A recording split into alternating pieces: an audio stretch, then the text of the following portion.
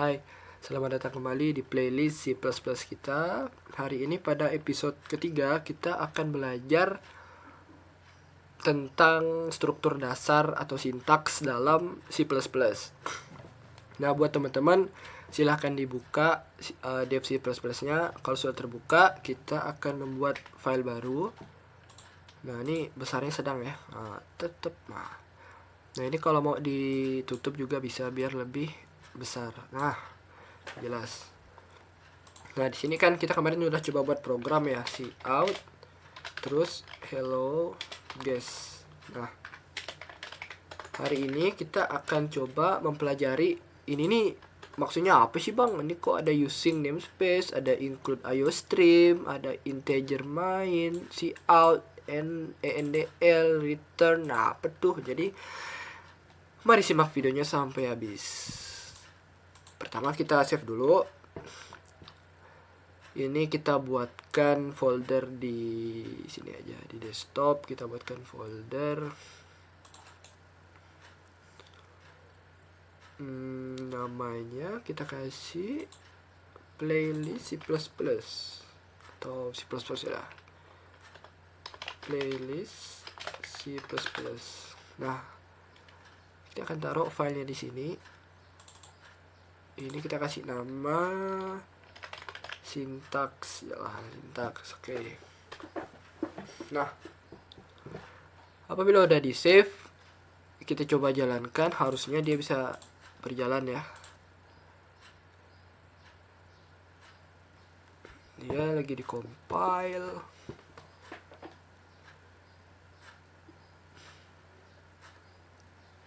Agak lama ya guys ya. Mohon bentar dulu. Nah, udah selesai. Nah, bisa ya, keluar ya.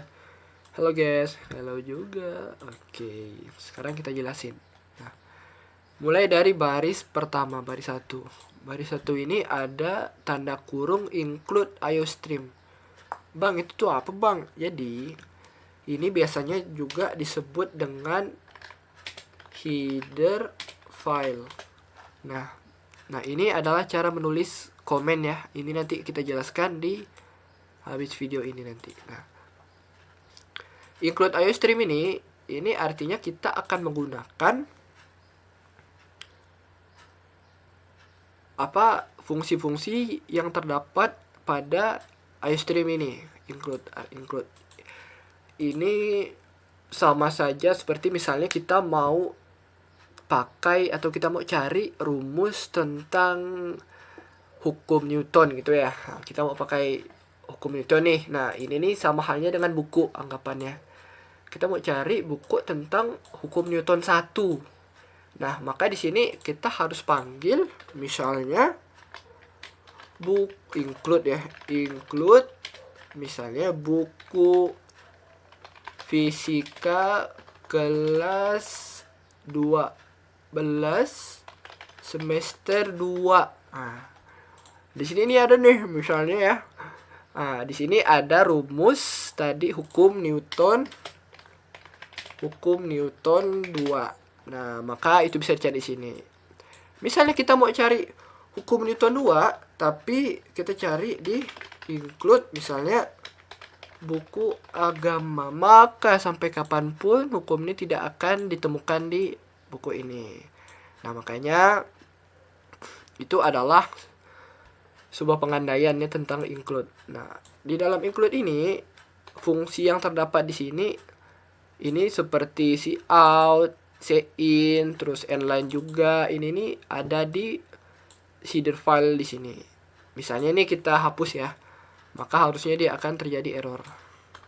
Kita hapus, terus kita save, kita jalankan. Nah, maka ini akan error. In function error. Cout was not declared in this scope. Nah, cout tidak dideklarasikan di scope ini, di lingkup ini. Maka dia tidak tahu cout itu siapa sih. Makanya kita harus tuliskan include iostream. Nah, header file juga bukan cuma hanya ini ya. Ini banyak sekali. Misalnya ada juga include math.h. Nah, ini fungsinya untuk memanggil atau menggunakan fungsi-fungsi aritmatika. Nanti ada fungsinya tuh kayak pow kalau nggak salah ya, pow. Terus ada sqrt ini. Nah, banyak lagi. Intinya ini nih sama halnya seperti buku tadi yang kita akan menggunakan salah satu bagian atau memanggil salah satu dari buku ini yang ada di dalam ini. Nah, kemudian di bawahnya ini adalah using namespace std. Ini fungsinya, ini sebenarnya fitur penamaan yang biasa dipakai dalam bahasa pemrograman yang menerapkan konsep OOP atau Object Oriented Programming. Nah, di pertemuan pertama kemarin kan kita sudah tahu ya kalau C++ ini adalah hasil perkembangan dari bahasa C yang menambahkan fitur-fitur baru seperti fitur class dan juga salah satunya adalah fitur OOP atau Object Oriented Programming. Nah, tujuannya apa? Ini tujuan dibuat ini untuk menghindari agar perintahnya tuh tidak saling bentrok nanti. Nah, fungsi lainnya juga ini nih sebenarnya untuk lebih ini sih mensimpelkan gitu mensederhanakan program. Kalau ini tidak ditulis gimana bang? Error? Tidak dong. Harusnya error, benar error. Coba ya.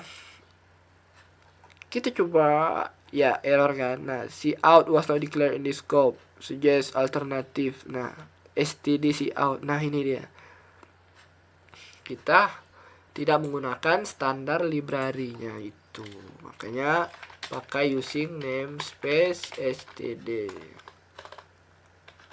Nah, bang, enggak mau pakai bang, misalnya ya. Ada yang enggak mau pakai nih. Oke, enggak apa-apa, tetap bisa berjalan.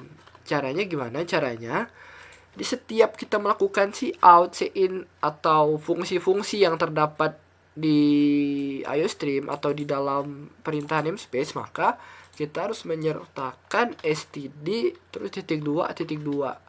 Nah, coba kita running. Nah, tetap error. Kenapa? Karena inline juga termasuk. Berarti di inline kita kasih juga std. Oke. Ini coba kita running, harusnya bisa ya guys ya. Nah, sudah tampil kan. Nah, makanya seperti itu. Tapi kalau cuma satu baris, cuma 2 baris itu tidak masalah. Tapi bayangin kalau kita nulis sampai 100, 1000 dan kita harus nulis std gini terus tiap kita ingin menuliskan baris perintah, maka itu akan sangat membuang waktu dan memboroskan tenaga ya. Capek kan. Jadi kita sederhanakan dengan hanya menuliskan sekali saja using namespace std. Maka secara otomatis setiap perintah cout dipanggil, dia akan otomatis ngebacanya itu sebagai standard library.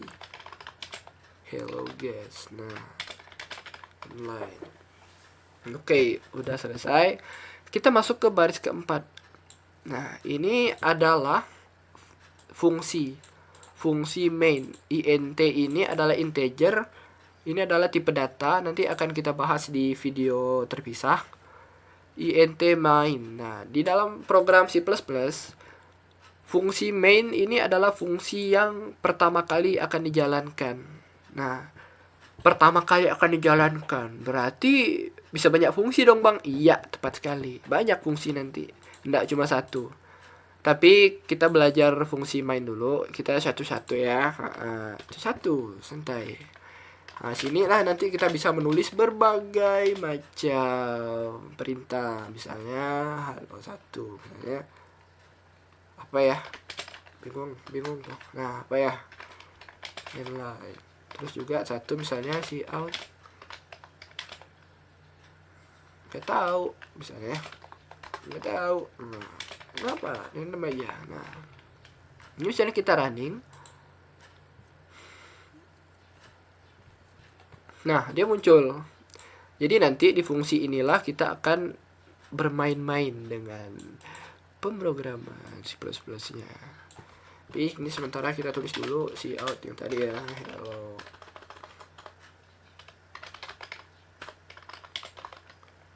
Oke.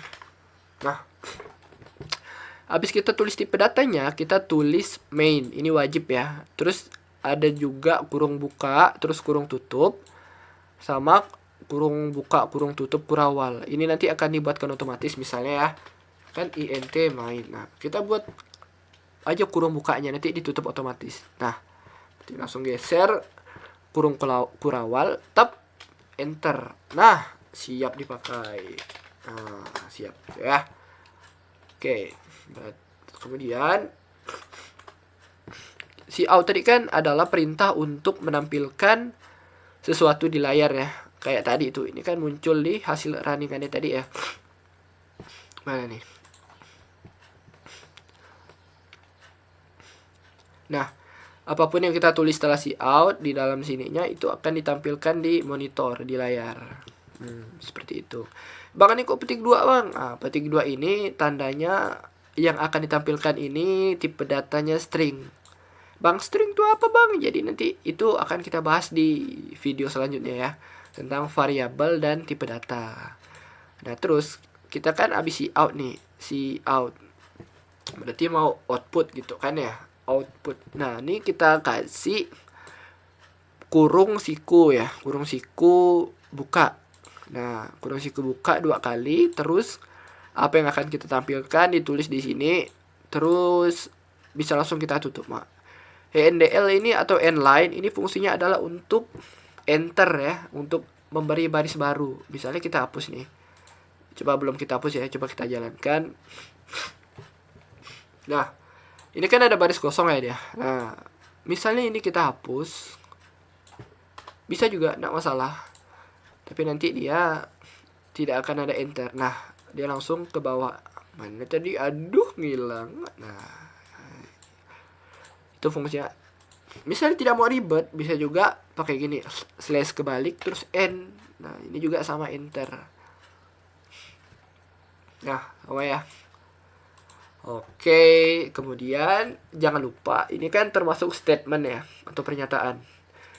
Di bahasa C++, setiap kita menulis satu pernyataan atau pernyataan atau statement, itu di ujung statement tersebut wajib menyertakan titik koma. Ini juga akan ada titik koma ya. Nah, kalau di sini itu tidak perlu titik koma di sini. Ini juga ada titik koma. Kenapa harus gitu? Karena kalau tidak ada nanti dia akan, iya benar sekali, akan error tuh. Expected titik koma before return ya, Inggris aja nggak apa-apa. Nah, expected berarti kan perlukan titik koma sebelum return. Di sini titik koma baru udah bisa berjalan. Kita lihat, iya tepat sekali sudah berjalan ya. Nah, kita tutup. Oke, kemudian return ini adalah kita memberikan nilai kembalian. Nilai kembaliannya apa tuh bang? Maksudnya kan ini kan termasuk dari fungsi. Setiap fungsi itu fungsinya kan integer, itu memerlukan nilai kembalian. Nah, integer ini kan ini di tipe data untuk bilangan bulat. Maka hasil dari fungsi ini akan kita kembalikan ke 0, yang artinya juga dia akan selesai. Seperti itu. Mungkin untuk sintaks dasar itu dulu kali ya. Include-nya udah tadi, ini namanya header file, terus using namespace std, gampangnya untuk menyederhanakan program. Terus di sini juga ada function atau fungsi main yang akan dieksekusi pertama kali pada program C++. Mungkin sekian. Kalau ada yang mau ditanyakan boleh diramaikan ya kolom komentarnya. Ini nih apa bang, ini nih apa, nanti enggak apa ditanyakan ya. Kita have fun ya di sini. Jangan lupa tutup kurung kurawal. Ini tadi udah include iostream using namespace sudah. Oke, mungkin sekian. Makasih yang udah nonton. Bye bye.